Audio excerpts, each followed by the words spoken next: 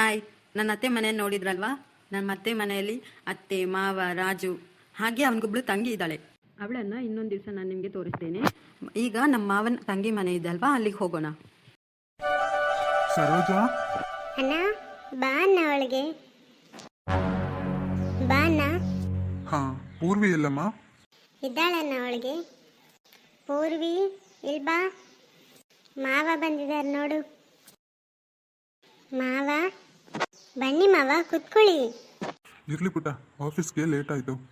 ಸರೋಜಾ, ನಾಳೆ ಊರಿಂದ ರಾಜು ಬರ್ತಿದ್ದಾನೆ. ಏನ್ ಹೇಳ್ತಿದ್ಯಾ ಅಣ್ಣ, ನಿಜನಾ? ಹೌದು ಸರೋಜಾ, ಯಾವಾಗಲೂ ಕೇಳ್ತಾನೆ ಇರ್ತೀಯಲ್ವಾ, ಅದಕ್ಕೆ ಮೊದಲು ನಿನ್ನ ಹತ್ರ ಹೇಳಿ ಆಫೀಸ್ಗೆ ಹೋಗೋಣ ಅಂತ ಅನ್ಕೊಂಡೆ. ನಾಳೆ ಅವನು ಬರುವಾಗ ನೀನು ಮನೆಗೆ ಬಾ. ಹಾ ಸರಿನಾ ಅಣ್ಣ.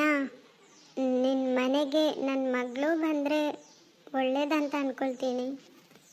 ಆದರೆ ನೀನು ಅದ್ರ ಬಗ್ಗೆ ಏನೂ ಮಾತಾಡ್ತಿಲ್ವಲ್ಲ. ನಾನೇನಮ್ಮ ಮಾತಾಡಲಿ? ಅಲ್ಲಿ ನೋಡಿದರೆ ನಿನ್ನ ಅತ್ತಿಗೆ ನಾಳೆನೇ ಅಶ್ವಿನಿ ಮನೆಗೆ ಹೋಗಿ ಅಲ್ಲಿ ನಿಶ್ಚಿತಾರ್ಥದ ಬಗ್ಗೆ ಮಾತಾಡ್ಬೇಕಂತ ಹೇಳ್ತಿದ್ದಾಳೆ. ಅವ್ರಿಗೆ ಮಗಳು ಹುಟ್ಟೋ ಮುಂಚೆನೇ ಮಾತಾಡಿದ್ದಾರೆ ಮದುವೆ ನಿಶ್ಚಿತಾರ್ಥವನ್ನು. ಅಶ್ವಿನಿಗೇನೆ ರಾಜು ಅಂತೇಳಿ ಮಾತಾಡಿದ್ದಾಳೆ. ನಿನ್ನ ಅತ್ತಿಗೆ ಅದನ್ನೇ ಇಟ್ಕೊಂಡು ಮಾತಾಡ್ತಿದ್ದಾಳೆ ಈಗಲೂ. ನೋಡೋಣ, ನಾಳೆ ರಾಜು ಯಾವುದಕ್ಕೂ ಬರಲಿ, ಆಮೇಲೆ ಏನಂತ ಮಾತಾಡೋಣ. ನೀನೊಂದು ಕೆಲಸ ಅಂತ ಹುಡ್ಕೊಂಡು ಮುಂದೆ ಬಂದ್ಬಿಟ್ಟು ನಿನ್ನ ಮಗನನ್ನು ಓದಿಸಿ ಅವನು ಕೂಡ ಕೈ ತುಂಬ ಈಗ ಸಂಪಾದಿಸ್ತಿದ್ದಾನೆ. ಸ್ವಂತ ಮನೆ, ಕಾರ್ ಅಂತೇಳಿ ನೀನಂತೂ ತುಂಬ ದೊಡ್ಡವನಾಗ್ಬಿಟ್ಟೆ. ನನ್ನ ಗಂಡನನ್ನ ನೀನು ತಾನೇ ನನಗೆ ನೋಡಿ ಕಟ್ಟಿದ್ದು.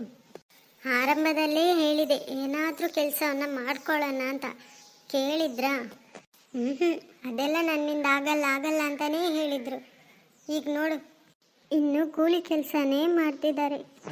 ಅವರ ಸಂಪಾದನೆಯಲ್ಲಿ ಇವಳನ್ನು ಕೂಡ ಓದಿಸ್ಲಿಕ್ಕೆ ಆಗಲಿಲ್ಲ. ಇವಳಿಗೆ ಕಾಲೇಜ್ ಕಲಿಬೇಕನ್ನೋ ಆಸೆ. ಆಗದೆ ಇದ್ದದಕ್ಕೆ ಮನೆಯಲ್ಲೇ ಕುತ್ಕೊಂಡಿದ್ದಾಳೆ. ನಾನೇ ಕಲಿಸ್ತೇನಂತ ಹೇಳಿದೆ, ನೀನು ಕೇಳ್ತಿಲ್ವಲ್ಲ. ನೀನೇನೋ ಕಲಿಸ್ತೀನಿ ಅಂತ ಹೇಳ್ತೀಯಣ್ಣ, ಆದರೆ ಅತ್ತಿಗೆ ಒಪ್ಪಬೇಕಲ್ಲ. ಹಾಗೂ ಹೀಗೂ ಮಾಡಿ 1 ವರ್ಷ ಏನೋ ಕಲಿಸ್ಬಿಡ್ತಿ. ಆಮೇಲೆ ಏನಾದರೂ ಅತ್ತಿಗೆ ಹೇಳಿದರೆ ಆಮೇಲೆ ನಿಂಗೇನಾದರೂ ಹಣ ಕೊಡ್ಲಿಕ್ಕಾಗುತ್ತಾ? ನನ್ನ ಮಗಳು 1 ವರ್ಷ ಮಾತ್ರ ಕಾಲೇಜ್ಗೆ ಹೋಗಿ ಆಮೇಲೆ ಮನೆಯಲ್ಲೇ ಕುತ್ಕೊಳ್ಳೋದಕ್ಕಿಂತ ಹೀಗೆ ಇದ್ಬಿಡ್ಲಿ. ಸರಿ ಸರೋಜಾ, ತಲೆ ಕೆಡಿಸ್ಕೋಬೇಡ, ಎಲ್ಲ ಒಳ್ಳೇದೇ ಆಗುತ್ತೆ. ನಾನಿನ್ನು ಹೊರಡ್ತೀನಿ, ಆಫೀಸ್ಗೆ ತಡ ಆಗ್ತಿದೆ. ಸರಿ ಪೂರ್ವಿ, ಮಾವ ಇನ್ನು ಹೊರಡ್ತೀನಿ. ಹಾಂ ಸರಿ ಮಾವ. ಅಮ್ಮ, ಏನೇನಿಂದು? ಯಾಕಮ್ಮ ಮಾವ ಯಾವಾಗ ಮನೆಗೆ ಬಂದರೂ ಕಷ್ಟವನ್ನೇ ಹೇಳಿ ಇದು ಮಾಡ್ತೀಯಲ್ಲ ಅವರನ್ನ? ನನಗೆ ಸ್ವಲ್ಪ ಕೂಡ ಇಷ್ಟ ಆಗ್ತಿಲ್ಲಮ್ಮ. ನಿನಗೆ ಇಷ್ಟ ಆಗೋದಿಲ್ಲ, ಹೇಗೆ ನಿಂಗೆ ಇಷ್ಟ ಆಗುತ್ತೆ ಹೇಳು? ನಿಮ್ಮ ಅಪ್ಪನ ಬುದ್ಧಿನೇ ಅಲ್ವಾ ನಿಂಗಿರೋದು. ಅದಿರೋವರೆಗೂ ನಿಂಗೇನು ಇಷ್ಟ ಆಗಲ್ಲ.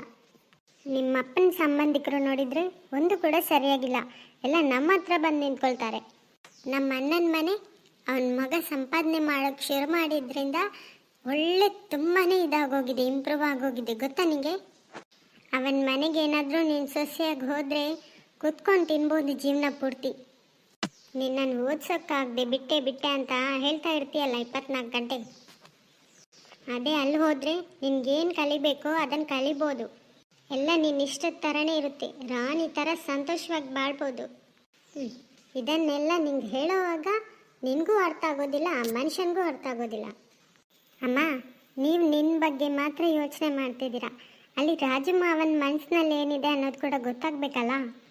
ಅವನೇನು ಅಶ್ವಿನಿಯನ್ನೇ ನೆನೆಸ್ಕೊಂಡಿದ್ದಿರ್ಬೋದು. ನೋಡೋಣ, ಅವನಿಗೂ ಅವಳಿಗೂ ನಿಶ್ಚಿತಾರ್ಥ ಅಂತ ಏನಾದರೂ ಮಾತುಕತೆ ಆಗಲಿ. ಆಮೇಲೆ ಈ ಸರೋಜ ಯಾರಂತ ತೋರಿಸ್ತೀನಿ. ನನ್ನ ಮಗಳು ಪೂರ್ವಿನೇ ನಮ್ಮ ಅಣ್ಣನ ಮನೆ ಸೊಸೆ. ಇದಕ್ಕಾಗಿ ನಾನೇನು ಬೇಕಾದರೂ ಮಾಡೋಕ್ಕೂ ಸೈ. ಅಮ್ಮ, ನೀವು ಯಾಕೆ ಯಾವಾಗ ನೋಡಿದ್ರು ಅಶ್ವಿನಿಯನ್ನು ಮಾತ್ರ ನೆನೆಸ್ತಿದ್ದೀರಾ? ಅದೇ ರಾಜು ಮಾವ ಅಶ್ವಿನಿ ಬೇಡ, ನನಗೆ ಬೇರೆ ಯಾವುದೋ ಹುಡುಗಿಯನ್ನು ನೋಡಿ ಅಥವಾ ನಾನು ಯಾವುದೋ ಹುಡುಗಿನ ಪ್ರೀತಿಸ್ತಿದ್ದೇನೆ ಅಂತ ಹೇಳಿ ಬಂದು ನಿಂತರೆ ಏನು ಮಾಡ್ತೀರಾ? ಇದ್ಯಾಕೆ ಹೀಗೆ ಮಾತಾಡ್ತಿದ್ದಿ? ನಾನೇ ಮೊದಲೇ ಇಲ್ಲಿ ಟೆನ್ಷನಲ್ಲಿದ್ದೇನೆ, ನೀನು ಬೇರೆ ಅದರಲ್ಲೂ ಟೆನ್ಷನ್ ಮಾಡ್ತಿದ್ಯಲ್ಲ. ತುಂಬ ಟೆನ್ಷನ್ ಮಾಡ್ಕೋಬೇಡಿ ಅಮ್ಮ, ಯಾಕಂದರೆ ನಾನು ನಿಮ್ಮ ಅಣ್ಣನ ಮನೆಗೆ ಸೊಸೆಯಾಗಿ ಹೋಗ್ಬೇಕಂತ ನೆನೆಸ್ಕೋಬೇಡಿ. ಏನು ಬೇಕಾದರೂ ನಡೀಬೋದು. ತುಂಬ ಆಸೆ ಪಟ್ಬಿಟ್ಟು ನಾಳೆ ಏನಾದರೂ ನಡೀಲಿಲ್ಲ ಅಂದರೆ ನಿಮಗೆ ಹುಚ್ಚು ಕೂಡ ಹಿಡಿಬೋದಮ್ಮ. ಅದಕ್ಕಾಗಿಯೇ ಹೇಳ್ತಿದ್ದೀನಿ, ಕತ್ತೆ, ನೀನು ಸಂತೋಷವಾಗಿರ್ಬೇಕಂತ ನಾನು ಇಷ್ಟೊಂದು ಇದು ಮಾಡ್ತಿದ್ರೆ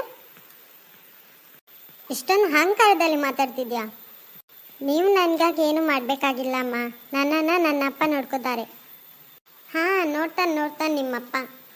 ಹಣ ಮಾತ್ರ ಇರೋದು ಮುಖ್ಯ ಅಲ್ಲ ಅಮ್ಮ, ಜೀವನದಲ್ಲಿ ಖುಷಿಯಾಗಿರೋದು ಕೂಡ ಮುಖ್ಯ. ನನ್ನಪ್ಪ ನನ್ನನ್ನು ಯಾವಾಗಲೂ ಸಂತೋಷವಾಗಿ ನೋಡ್ತಾರಂತ ನಂಗೆ ಗೊತ್ತಿದೆ. ಹೇ, ನೀನು ನಿಮ್ಮಪ್ಪ ಏನು ಬೇಕಾದರೂ ಎನಿಸ್ಕೊಳ್ಳಿ, ಆದರೆ ಈ ಮನೆಯಲ್ಲಿ ನಾನು ಹೇಳ್ದಾಗೆ ನಡೆಯೋದು. ಹಾಂ, ನಡೀತದೆ, ಕನಸಲ್ಲಿ ಮಾತ್ರ.